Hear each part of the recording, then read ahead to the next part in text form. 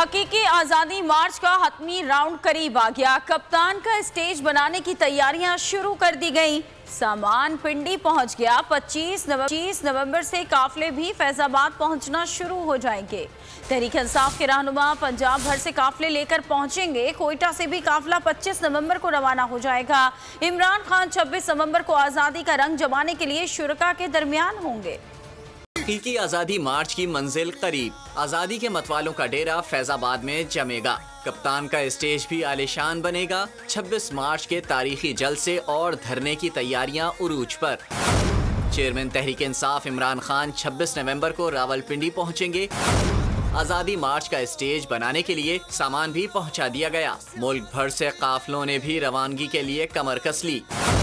लाहौर से काफले 26 नवंबर की सुबह 9 बजे रवाना होंगे।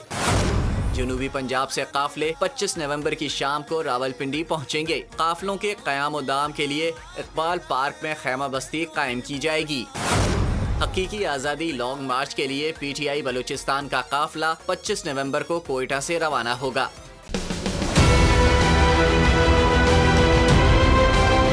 मैं आज बोल्ड टीवी वाले शोएब शेख को, उन्होंने उसकी जिंदगी को खतरा हो गया।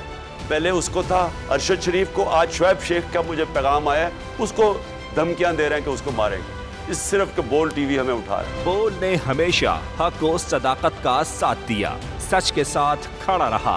हम हैं मिसाल अब्र, मगर इस हवा से हम डर कर सिमट ही जाएंगे।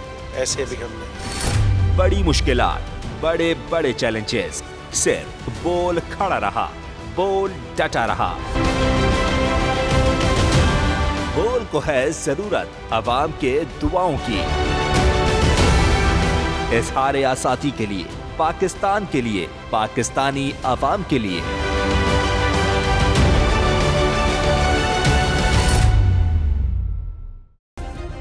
सब्सक्राइब करें और बेल दबाएं ताकि कोई खबर रह न जाए।